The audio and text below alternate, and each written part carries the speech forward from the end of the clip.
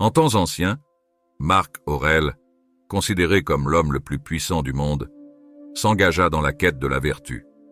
Contrairement à de nombreux empereurs romains, il résista aux tentations qui auraient pu le conduire à jouir des plaisirs disponibles, tels que l'excès de vin et l'appréciation de jeux sadiques au Colisée. Marc Aurèle avait un profond désir d'accomplir la mission que le destin lui avait imposée, servir l'humanité. Il était profondément engagé dans cette cause et, pour y parvenir, il devait accorder moins d'importance aux choses qui ne méritaient pas son estime. L'une des idées fondamentales du stoïcisme est la distinction entre ceux que nous pouvons contrôler et ceux qui échappent à notre contrôle, comme expliqué clairement dans le manuel d'Épictète. La plupart, voire toutes les choses, à l'exception de nos propres actions, ne sont pas sous notre contrôle.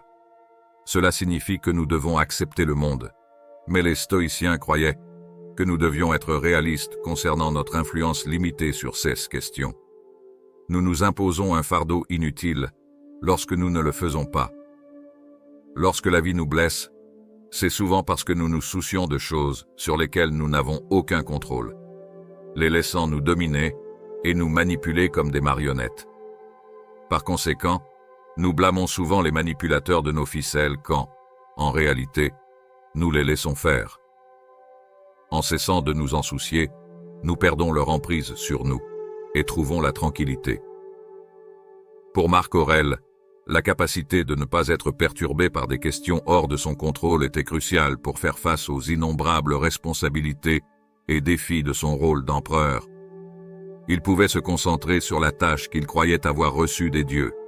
Pour Épictète, cela signifiait la liberté, la capacité de ne pas être affecté par des forces extérieures, permettant aux gens de se concentrer sur des objectifs réellement significatifs ou simplement de trouver un chemin vers une vie heureuse et sans souci.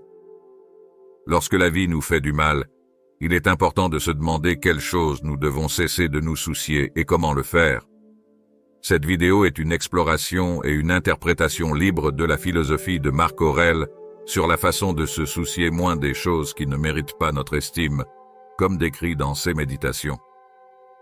Marc Aurèle différencie à plusieurs reprises le présent, le passé et le futur dans ses réflexions. L'ancien empereur romain a beaucoup à dire sur la façon dont nous nous inquiétons excessivement de ces aspects de la vie, de manière incorrecte ou de choses qui ne méritent pas notre attention.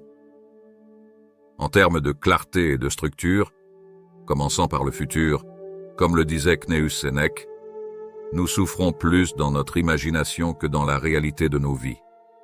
Cela implique que nos pensées sur l'avenir sont souvent la source de notre souffrance. Nous nous retrouvons souvent à perdre le contrôle en imaginant d'innombrables scénarios de ce qui pourrait arriver, des scénarios qui ne se concrétiseront probablement jamais. Nous anticipons à l'avance comment nous ferions face aux éventuels développements, tout en tremblant devant l'incertitude de l'avenir et de la manière dont les choses se dérouleront dans nos vies.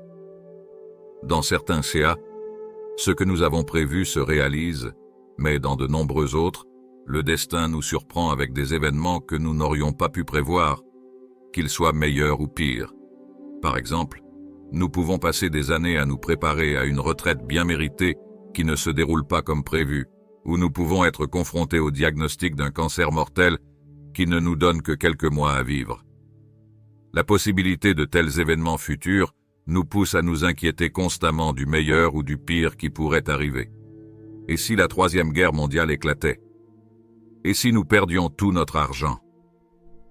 De tels résultats adverses sont certainement possibles, mais devrions-nous nous en soucier à l'avance de la même manière que nous le faisons dans notre vie quotidienne? Tant que ces événements ne se produisent pas dans le présent, nous ne pouvons pas les gérer, car ils n'existent que dans nos pensées. L'avenir ne nous préoccupe que parce que nous le concevons dans notre esprit, mais il n'a pas d'existence au-delà de cela. Si, par exemple, vous êtes confronté à un diagnostic de cancer mortel, qu'est-ce qui vous empêche de vivre le jour présent et de profiter de chaque seconde de votre précieuse vie? Peu importe ce que vous traversez, que ce soit quelque chose de petit ou d'extrêmement significatif, levez-vous, redressez-vous, mettez vos plus beaux vêtements et vos plus belles chaussures, et allez créer des moments qui resteront gravés dans les mémoires, même après la mort. Marc Aurèle écrivait que « Ce n'est pas le poids du futur qui nous oppresse, mais le poids du présent seul. Ce n'est pas l'avenir qui nous cause de la détresse, mais la façon dont nous le gérons dans le présent. La souffrance causée par l'avenir se produit dans le présent. Et, ironiquement, l'avenir ne se déroule pas dans le présent, car lorsque nous le rencontrons, il est déjà présent. Lorsque nous nous préoccupons excessivement des événements futurs, la vie commence à faire mal parce que nous la souffrons dans notre imagination, en permettant à ces événements de dicter notre présent. En fin de compte, ce que Marc Aurèle nous enseigne, c'est l'importance de vivre dans le présent, de nous concentrer sur ce qui est sous notre contrôle, de ne pas laisser le passé ou le futur nous tourmenter inutilement et de pratiquer la résilience face aux événements inattendus de la vie. En embrassant ces principes, nous pouvons trouver la paix et la sérénité dans nos vies, peu importe les circonstances extérieures. Souvent, nous sommes insatisfaits de la manière dont la vie se déroule à l'instant présent. Lorsque les choses ne se passent pas comme nous le souhaitons, nous avons tendance à nous sentir irrités, tristes ou déprimés. Cependant, Marc Aurèle affirme que se laisser troubler émotionnellement par ce que le présent nous apporte est inutile. La façon dont le monde qui nous entoure se déploie n'est pas entre nos mains, mais la manière dont nous y réagissons l'est. Cependant, nous avons souvent tendance à être troublés parce que nous n'aimons pas ce qui se passe ou parce que ce que nous voulons qu'il se produise ne se réalise pas. Marc Aurèle nous enseigne que nous ne devrions pas lutter contre ce que nous sommes contraints de faire. Il a comparé les personnes qui luttent contre le présent à des porcs qui donnent des coups de pied et crient quand ils sont sur le point d'être sacrifiés, ce qui est inutile, car nous ne pouvons ni éviter ni prédire ce que l'avenir nous réserve. Nous n'avons pas le pouvoir d'empêcher les guerres, les catastrophes naturelles, le processus de vieillissement ni de forcer le monde à répondre à nos désirs. Il n'y a aucune garantie que les personnes pour lesquelles nous ressentons de l'attraction ressentent la même chose pour nous, et tous les êtres humains n'ont pas les mêmes opportunités dans la vie. En somme, cela n'est simplement pas à notre portée. Bien souvent, nous éprouvons de la colère lorsque nous n'obtenons pas ce que nous désirons et de la tristesse lorsque nous sommes confrontés à ce que nous n'aimons pas. De cette manière, l'instant présent devient une chambre de torture où nous souffrons à la merci de l'avenir. Ou, inversement, nous sommes tellement enchantés par l'instant présent que nous nous y accrochons par peur de le perdre, ce qui nous permet à nouveau de laisser l'avenir nous contrôler. Cependant, avec notre implication totale dans tout, ce qui est passager et inévitable autour de nous, nous avons souvent du mal à voir ce qui est réellement sous notre contrôle, nos choix, nos actions et nos opinions. Marc Aurèle considérait la loi de la nature comme notre maître. Si nous la fuyons ou ressentons de la tristesse ou de la colère envers elle, nous ne sommes que des déserteurs et des fugitifs. Nous devons accepter les voies de la nature, les embrasser et nous concentrer sur la manière dont nous les gérons au lieu de gaspiller notre énergie à être mécontents ou attachés à nos circonstances. Une façon d'accepter le présent, comme il l'a écrit dans le 7e livre de Ses Méditations, consiste à argumenter que nous devrions nous concentrer sur ce que nous avons, plutôt que sur ce qui nous manque. Cependant, avec précaution, traitons ce que nous n'avons pas comme inexistant. Nous devons regarder ce que nous avons, les choses que nous apprécions, et réfléchir à quel point nous les désirerions si nous ne les avions pas. Cependant, nous devons veiller à ne pas devenir trop satisfaits au point de surestimer ces choses et de nous perturber si nous les perdons.